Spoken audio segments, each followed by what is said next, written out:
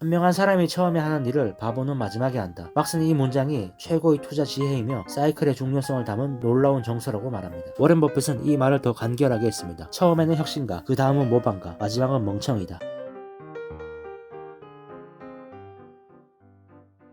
10장 부실 채권 사이클. 막스는 30년 전에 브루스 카시와 동업을 시작해서 1988년에 부실 채권에 투자하는 첫 펀드를 만들었습니다. 일반 투자자들은 부실 채권은 부채가 상환되지 못하니 이자가 지급되지 못할 거라 여깁니다. 이자와 원금 상환이 되지 않을 것으로 예상하면 투자자는 왜 부실 채권에 투자할까요? 아주 간단히 말해 회사가 파산을 하면 기존 소유주는 사라지고 기존 채권자들이 새로운 소유주가 됩니다. 채권자는 각각 보유하고 있는 순위에 따라 회사에서 현금, 새로운 채권, 향후 회사의 소유권으로 이루어진 자기 몫을 가져갑니다. 1988년에 시작된 부실채권 투자는 경쟁자가 거의 없었으며 이해하는 사람도 드문 분야라는 점에서 매우 유리했습니다. 이런 조건, 즉 아는 사람이 없다는 것은 어떤 분야에서든 탁월한 성과를 올리는 데 도움이 됩니다. 결과적으로 막스의 펀드는 이후 29년 동안 높은 평균 수익률을 올릴 수 있었습니다. 1990년 하반기 카시와 막스가 함께 헤쳐온 세 가지 위기 중 첫 번째 위기가 왔습니다. 하위 투자 등급 채권 시장이 붕괴된 것이죠. 그러나 이 사건으로 막스는 낮은 가격의 채권을 매수해 1990년 평균 이상의 수익률을 달성했고 부실 채권 사이클을 경험할 수 있었습니다. 탁월한 투자의 필수 요소는 무분별한 신용 확대입니다. 처음에는 위험 회피 성향이 강한 투자자들이 하이힐드 채권을 발행하는데 엄격한 신용 기준을 적용합니다. 따라서 하이힐드 채권은 넉넉한 이자를 제공하고 채무 불이행이 거의 없죠. 그러면서 투자자들은 하이힐드 채권 투자가 안전하다는 확신을 가지게 되고 수요를 증가시켜 결국 낮은 신용도의 채권도 발행되게 됩니다. 이런 경우 안전 마진이 부족해지고 상황이 조금이라도 나빠지면 상환받지 못할 채권이 발행되는 거죠. 무분별한 신용 확정이 이루어지는 겁니다. 하지만 이것은 전반부에 불과합니다. 경기 침체로 기업 부채 상환이 어려워져 채무 불이행이 증가하고 투자자들은 이제 위험을 회피합니다. 매수자가 부족해지고 매도자가 많아지면서 자본이 빠져나가는 거죠. 결국 채권 가격이 하락하고 아무 가격에서나 채권을 살 수 있게 됩니다. 이상이 부실채권의 저가 매수를 가능하게 하고 높은 수익을 얻을 수 있는 조건입니다. 물론 사이클은 한 방향으로만 움직이지 않습니다. 경제는 다시 회복되고 신용은 완화되죠. 경제가 회복되고 신용이 완화되면 이것이 다시 하이힐드 채권의 부도율을 떨어뜨립니다. 경제 개선과 부도율 하락은 매도세를 약화시키죠. 이때 일부 매수가 시작되고 가격은 상승합니다. 이렇게 사이클은 완전히 반환점을 돌고 다시 처음에 설명한 시작점으로 향합니다. 이것이 반복적인 사이클입니다. 이 과정들은 각각의 다음 사건의 원인이며 이전 사건의 결과입니다. 진정한 연쇄 반응이며 앞으로 계속될 거라고 막스는 말합니다. 부실채권 시장에서 기회의 증가와 감소는 리스크에 대한 태도, 신용시장의 사이클 등 다른 사이클과 상호작용에서 비롯됩니다. 이 모든 것이 결국 부실채권 투자 기회의 극적인 사이클을 만듭니다. 11장 부동산 사이클. 부동산 사이클은 자본이나 신용 사이클과 공통점이 많습니다. 긍정적인 사건과 수익성 향상은 더 큰 열광과 낙관론을 갖게 하고 투자 활동을 활발하게 만든다는 거죠. 이 모든 것은 리스크가 커졌음을 뜻합니다. 상황이 긍정적이고 자산 가격이 상승하면 이는 더 큰 위험 수용을 조장합니다. 하지만 결국 뉴스가 부정적으로 바뀌고 환경이 좋지 않게 변하면 위험 수용 수준은 과도했던 것으로 밝혀지고 그 결과 조정이 이루어져 심리가 부정적이 됩니다. 이는 더욱 가격을 하락시키죠. 여기까진 대부분의 금융 사이클이 공통적으로 가지는 요소들이며 부동산 사이클에서도 마찬가지입니다. 하지만 부동산에는 다른 특이한 요소가 하나 있습니다. 바로 리드 타임입니다. 건물을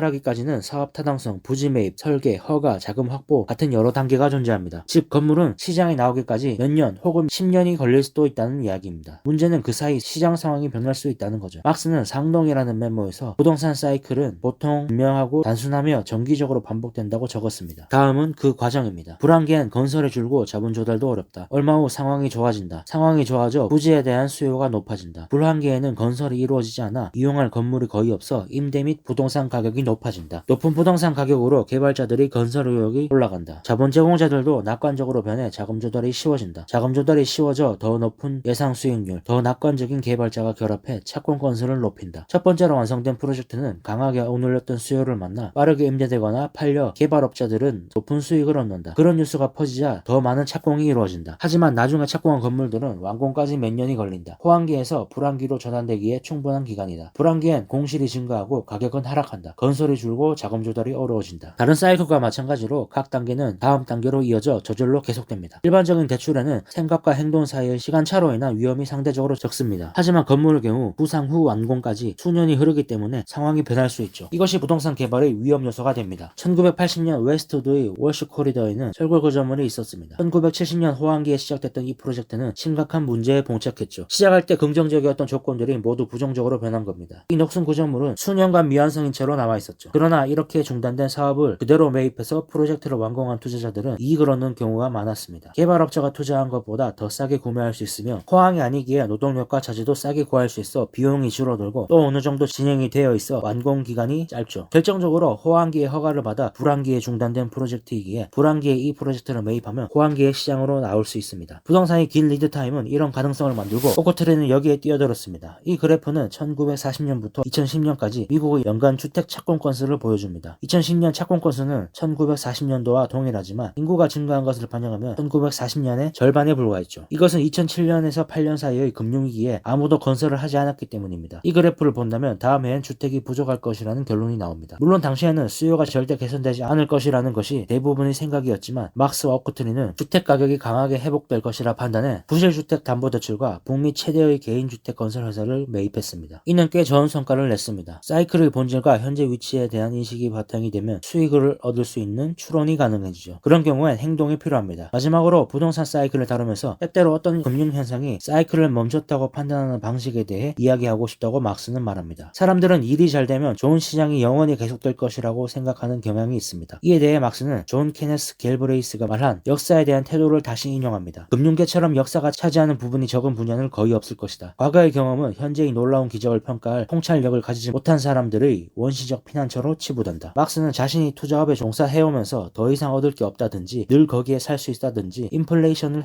해체한다든지 부동산을 합리화하는 많은 말을 들어왔다고 합니다. 그러나 이런 말들과는 상관없이 지나치게 높은 가격에서 이루어진 투자는 결국 보호받지 못한다고 말합니다. 사이클이 지속된다고 믿는 투자자는 다음과 같은 단어를 지워야 합니다. 절대, 항상, 영원히, 할 수 없다, 아닐 것이다, 그럴 것이다, 해야만 한다. 집값이 상승한 시기에는 사람들이 낙관적으로 변하고 전문가들은 그 낙관에 지지를 보냅니다. 하지만 막스의 생각에 진짜 도움을 주는 것은 낙관적인 시기에 냉철한 발언을 하거나 시장이 침체되었을 때 의견에 반대하는 전문가들이라고 합니다. 결국 투자 이익을 얻는 사람은 프로젝트를 구상하고 착수한 개발업자가 아닙니다. 건설 자금을 빌려준 은행도 아닙니다. 이익을 얻는 사람은 오히려 어려울 때 부동산을 매입해 상승 사이클에 탄 투자자입니다. 물론 이런 말은 과장된 면이 있지만 어려운 시기에 사이클이 작동하는 방식을 깨닫게 해줍니다. 12장 마켓 사이클의 정리. 투자자로서 우리가 할 일은 간단합니다. 자산 가격을 논하고 현재 자산 가격이 어디쯤에 있는지 평가하며 앞으로 가격이 어떻게 변할지 판단하는 겁니다. 그것은 주로 펀더멘털과 심리 두 가지의 영향을 받습니다. 펀더멘털은 대체로 기업의 실적과 현금 흐름 그리고 이 두 가지에 대한 전망에 의해 결정되죠. 펀더멘털은 경제 동향, 수익성, 자본 가용성에 영향을 받습니다. 심리는 투자자들이 펀더멘털을 어떻게 느끼느냐에 영향을 받으며 낙관론과 비관론에 영향을 받습니다. 12장에서는 시장의 주기적인 상승과 하락에 대해 감을 잡는 것이 목표입니다. 이런 상승과 하락은 주로 심리적인 것이지 펀더멘털 때문이 아닙니다. 가격 변화는 펀더멘털과 변화를 과장합니다. 가격이 상승한 것 자체로 투자자들은 펀더멘털이 좋아졌다고 느낄 수도 있고 아니면 펀더멘털이 좋아졌다고 생각해 가격이 올라갔을 수도 있습니다. 이 관계는 양방향으로 작용할 수도 있고 심지어 동시에 작용할 수도 있죠. 하지만 펀더멘털은 투자에서 가장 변화가 많은 부분이 아니며 막스의 관심사도 아닙니다. 막스는 투자자들이 어떻게 합리적인 추정에서 벗어나는지 또 그것이 사이클에 어떤 영향을 미치는지에 관심이 많습니다. 그런 것들은 투자자의 행동과 시장에 영향을 미치며 심리, 본성, 감정이라고 불립니다. 강세장과 약세장. 1970년 초 막스는 한 현명한 투자자에게 강세장의 3단계에 대해 들었습니다. 1단계 대단히 통찰력 있는 소수만이 상황이 좋아질 것이라고 믿을 때. 2단계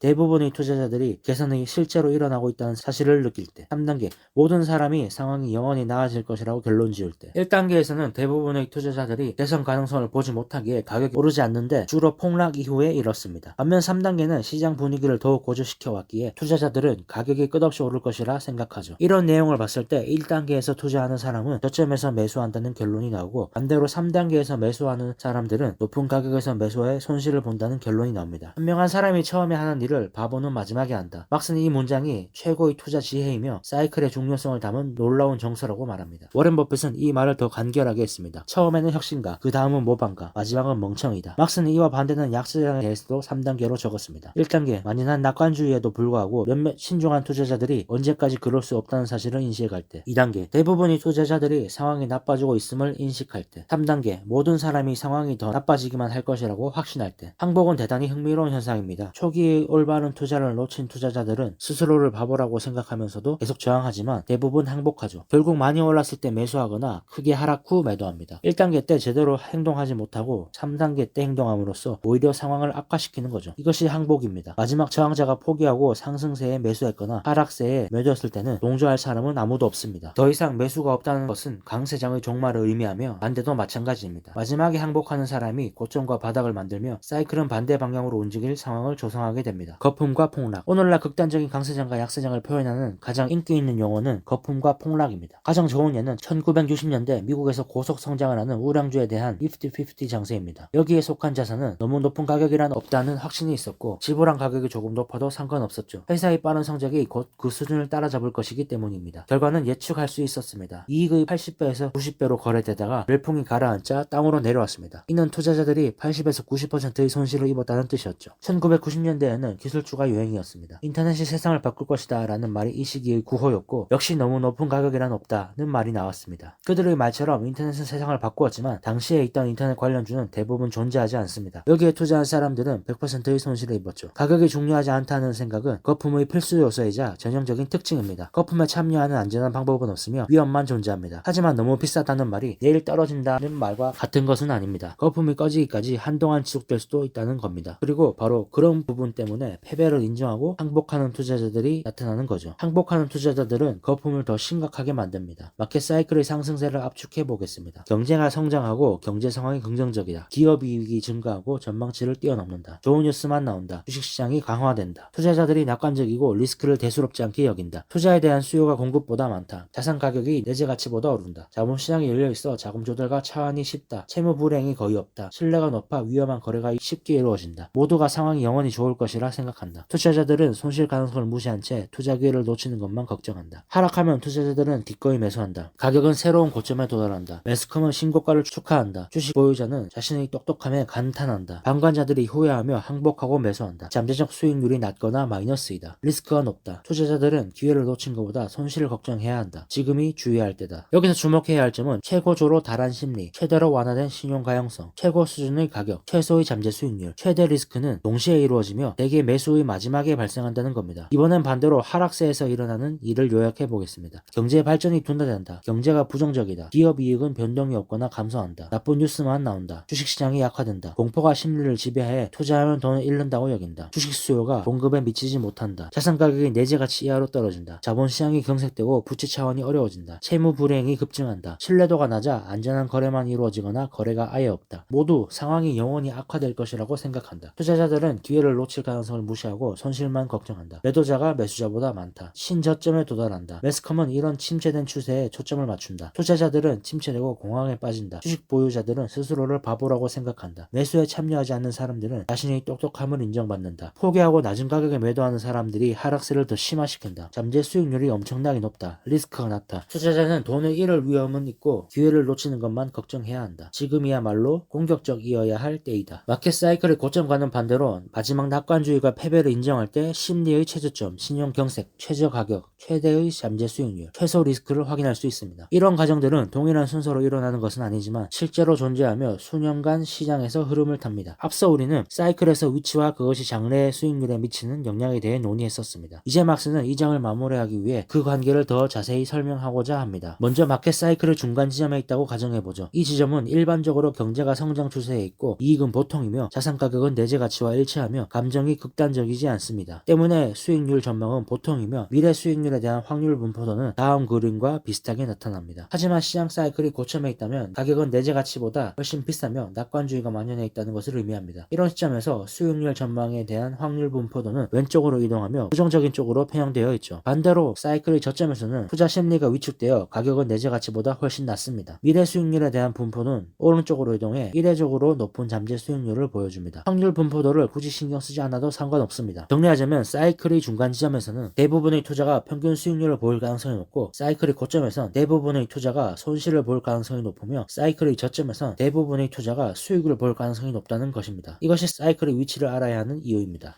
13장 마켓 사이클에 대응하는 방법. 투자자의 목표는 미래의 사건에서 이익을 얻기 위해 자본을 포지셔닝하는 겁니다. 투자자는 시장이 떨어질 때보다 오를 때 더 많이 투자하고 싶어하며 더 많이 오르거나 덜 떨어지는 자산을 많이 갖고 싶어합니다. 그렇지 않은 것은 적게 갖고 싶어하죠. 목적은 분명합니다. 문제는 이것을 어떻게 성취하느냐이죠. 분명히 말했지만 막스는 예측을 믿지 않습니다. 미래를 내다볼 수 있는 능력이 없는데 어떻게 미래에 대비해 포트폴리오를 포지셔닝 할 수 있을까요? 이 질문에 대한 답은 시장이 사이클이 어디쯤에 있는지 아는 데 있습니다. 핵심은 지나치게 긍정적인 심리와 높은 위험 수용으로 급등할 때 매수하지 않는 것이며 지나친 공포와 패닉으로 높은 위험 회피 성향을 보일 때 저가 매수의 기회를 잡는 겁니다. 존 템플턴 경은 이렇게 말했습니다. 남들이 실망하여 매도할 때 매수하고 탐욕스럽게 매수할 때 매도하는 것은 엄청난 용기가 필요하지만 보상도 가장 크다. 다음과 같은 요소들이 나타날 때가 가격이 비싼 때입니다. 한결같이 긍정적이고 좋은 뉴스, 낙관에 대한 의심 없는 수용, 회의주의 감소, 위험 회피 성향 부족, 신용시장 완화, 반대로 가격이 쌀 때 보이는 특징들입니다. 매우 부정적이고 나쁜 뉴스, 침체된 분위기, 회의주의가 확대된 신용시장 경색, 마켓 사이클에 대응하고 이해하기 위해서는 한 가지 중요한 사실을 알아야 합니다. 바로 투자 위험은 경제나 기업 주식에서 생겨나는 것이 아니라 시장 참가자의 행동에서 나온다는 사실입니다. 이례적인 수익을 얻을 수 있는 기회 역시 마찬가지죠. 다른 사람들이 도취되어 있을 때 우리는 두려워해야 합니다. 그리고 다른 사람들이 겁먹었을 때 우리는 공격적으로 변해야 합니다. 투자 결과를 결정하는 것은 무엇을 사느냐가 아니라 그것을 사기 위해 얼마를 지불했느냐입니다. 그리고 얼마를 지불하는지는 시장이 뜨거워 너무 비싼 가격이 매겨졌는지 아니면 시장이 냉랭해서 가격이 아주 낮은지에 달렸죠. 막스는 이미 엎질러진 물이라는 메모에 시장 평가 지침을 소개했습니다. 이 요소들은 과학적이지도 않고 정량화할 수도 없지만 시장에 대해 어느 정도 감을 잡는 데는 도움이 될 거라고 막스는 말합니다. 항목의 두 가지 중 현재 시장을 가장 잘 설명하고 있는 항목을 체크하고 왼쪽 항목에 체크가 많다면 지갑을 꼭 지키라면서 말이죠. 주의를 하라는 겁니다. 다음은 막스가 투자에 대한 생각에서 사이클의 위치를 어떻게 알 수 있으며 그것이 무엇을 의미하는지에 대해 적은 내용입니다. 주위를 둘러보고 스스로에게 물어보라. 투자자들이 낙관적인가 비관적인가? 미디어에서 나온 전문가들이 시장에 뛰어들라고 하는가 피하려고 하는가? 증권 상품과 펀드 개설은 부자가 될 기회로 여겨지는가? 잠재적 위험으로 인식되는가? 신용 사이클이 자본 이용을 쉽게 만드는가 불가능하게 하는가? 역사적으로 볼 때 주가 수익 비율이 높은가 낮은가? 우리는 미래를 추측하지 않고 현재에 대한 관찰을 기초로 훌륭한 투자 결정을 내릴 수 있다. 매일 이런 과정을 해야 하는 것은 아니지만 시장의 상황이 매우 중요한 극단에서는 이렇게 행동해야 한다. 미래를 모르는데 어떻게 대응할 수 있나? 라는 질문에 대한 답이 나왔습니다. 말했듯이 사이클의 과정들은 각각의 원인과 결과입니다. 즉 현재의 상황은 과거에 있었던 일의 결과이며 현재의 상황은 미래에 일어날 일의 원인입니다. 따라서 사이클 내에서 현재 상황을 잘 관찰하면 현재 무슨 일을 해야 하는지 알 수 있죠. 매수 또는 매도, 본격적 혹은 수비적인 행동 말이죠. 그러나 현재 위치를 알 수 있다고 해도 다음에는 위, 가운데, 아래 모든 방향으로 움직일 수 있습니다. 하지만 세 가지 경우가 모두 같은 가능성을 가진 건 아닙니다. 모든 상황이 같고 시장 사이클이 고점에 있다면 하향 조정의 가능성이 높습니다. 반대로 모든 상황이 같은데 사이클이 저점에 있다면 상승 가능성이 높습니다. 물론 반드시 그렇게 되지 않을 수도 있지만 그렇게 될 확률이 높다는 것은 확실합니다. 정확히 무슨 일이 일어날지는 알 수 없지만 어떤 일의 발생 가능성이 높고 낮은지만 알아도 엄청난 겁니다. 사이클이 극단으로 향하게 만드는 과도한 움직임을 알아보는 방법은 사례를 통해 가장 잘 배울 수 있습니다. 1990년대 후반과 2000년대 초반 사이의 인터넷 거품의 형성 과정에서 투자자는 무엇에 주목해야 했을까요? 긍정적인 경제 소식, 우호적인 기사와 책들, 과도한 위험 수용, 이례적인 높은 투자 수익률, 높은 밸류에이션 등입니다. 중요한 것은 이와 같은 거품 속에서 합리적인 투자자는 세밀한 구분을 할 필요가 없다는 겁니다. 여러분은 미친 것처럼 과도한 행동이 나타났을 때 그것을 알아보기만 하면 됩니다. 미지근한 물은 판단하기 힘들지만 아주 차갑거나 아주 뜨거운 물은 금방 또 누구나 분별 가능한 것처럼 말이죠. 사람들은 낙관주의와 믿음, 과잉으로 주도된 거품이 가라앉으면 또 다른 거품이 발생하려면 10년에서 20년은 걸릴 것이라 생각하지만 이것은 사실이 아닙니다. 닷컴 붕괴 불과 몇 년 후 서브프라임 모기지 붐으로 이어진 사건을 보면 알 수 있죠. 지금은 다 나쁜가? 라는 메모를 보죠. 탐욕, 높은 수익률, 도치감, 완화된 신용시장, 월스트리트의 독창성, 투자자의 순진함, 이것들은 분명 사이클의 상승세에서 확인된 요소들이다. 핵심을 요약하면 이렇습니다. 서브프라임 모기지의 거품은 월스트리트가 뭔가 대단한 것을 발명했다고 생각하게 된 것이 투자자로 하여금 회의주의적인 시각과 보수적인 가정을 배제하게 만들었습니다. 다행히 막스와 오크트리는 모기지 거품이 발생할 때 시장이 위태롭다는 사실을 파악해 자산을 매각하고 대규모 부실 펀드를 소규모로 교체했습니다. 막스가 이렇게 한 근거는 무엇일까요? 막스는 서브프라임 모기지에서 뭐가 문제인지 완벽할 이해할 필요도 없고 MBS와 CDO를 해체해 볼 필요도 없었다고 말합니다. 막스는 그러지 않았습니다. 당시 주가 수익률은 좋지 않았고 경제는 호황을 누리지도 않았습니다. 막스는 여러분도 역시 자신이 그랬던 것처럼 리스크를 줄일 때라고 결론을 내렸을 것이라고 말합니다. 낙관주의, 탐욕 같은 사이클이 극단에서 보이는 전형적인 특징들이 보이는데 굳이 현미경을 들고 원인을 찾을 필요까지 없었다는 겁니다. 결국 폭락이 왔죠. 그리고 2008년 9월 15일 브루스 카시와 막스는 다음과 같은 결론에 다다랐습니다. 금융기관의 붕괴가 어느 정도 진행될지 알 수 없지만 자산은 엄청나게 싸 보인다. 금융기가 종말하거나 세상이 끝나지도 않았는데 매수하지 않는다면 우리는 우리 일을 제대로 하지 못한 것이다. 그래서 오코트리는 부채를 적극적으로 매입했습니다. 금융기관의 붕괴는 리먼의 파산과 함께 멈췄죠. 자본시장이 재개되었고 금융기관은 다시 살아났으며 오코트리가 매입했던 자산은 엄청나게 올랐습니다. 간단히 말해 사이클에 주의를 기울였더니 보상을 받았다는 거죠. 지금이 바로 시장이 바닥일 때 투자자는 어떻게 해야 할지에 대해 논의할 적절한 시점이라고 막스는 말합니다. 먼저 무엇이 바닥인가? 바닥은 패닉에 빠진 마지막 보유자가 매도한 날로 볼 수 있습니다. 항복하고 매도할 보유자가 없으니 이제 매도자가 팔고 싶어하는 것보다 매수자들이 사고 싶어하는 분위기가 압도적이죠. 여기서 다루고 싶은 질문은 언제 매수를 시작해야 하는가입니다. 시장이 하락세로 치닫으면 투자자들은 떨어지는 칼날은 잡지 않는다 라는 말을 자주 듣습니다. 추세가 하락세이고 그것이 언제 끝날지 알 수 없는데 바닥에 도달하는 것을 확신하기도 전에 왜 매수해야 하는가 하는 말이죠. 하지만 상황이 안정되고 투자자들이 진정되면 싼 매물은 사라지리라는 것을 지금쯤이면 알 수 있을 겁니다. 로크트리는 바닥을 기다려서 매수를 시작한다는 생각에 매우 반대한다고 합니다. 그 이유는 첫 번째, 언제 바닥에 도달했는지 알 수 있는 방법이 전혀 없습니다. 둘째,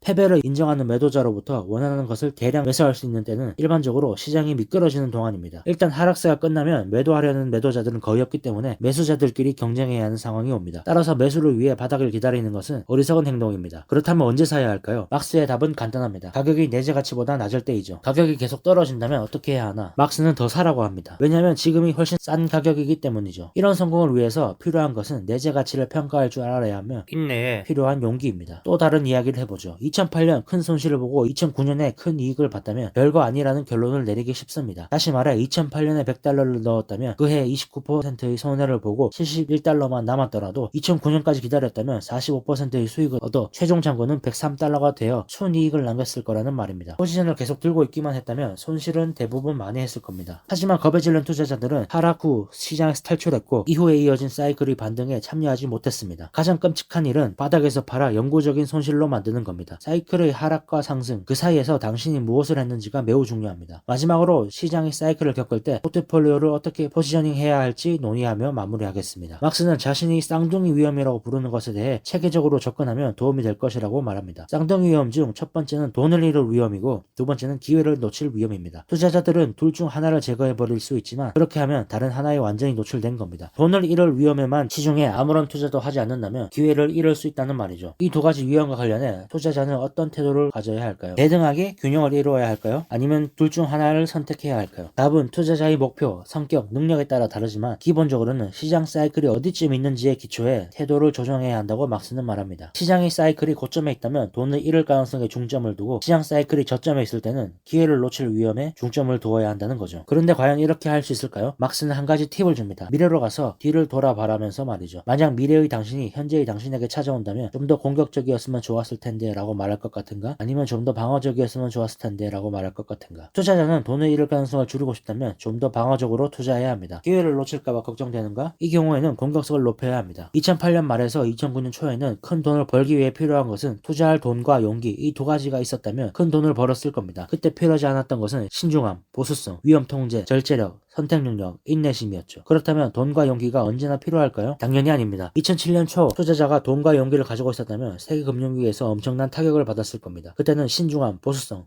위험 통제, 절제력, 선택 능력, 인내심이 필요한 때였죠. 투자를 흥미롭게 만드는 요소 가운데 하나는 항상 효과가 있는 전술이나 접근법은 없다는 사실입니다. 사이클을 어떻게 다루느냐는 투자에서 가장 중요한 것 중 하나입니다. 막스는 여러분도 사이클을 경험하게 될 거라면서 중요한 것은 이에 대응하여 어떻게 행동하는가 라고 말합니다.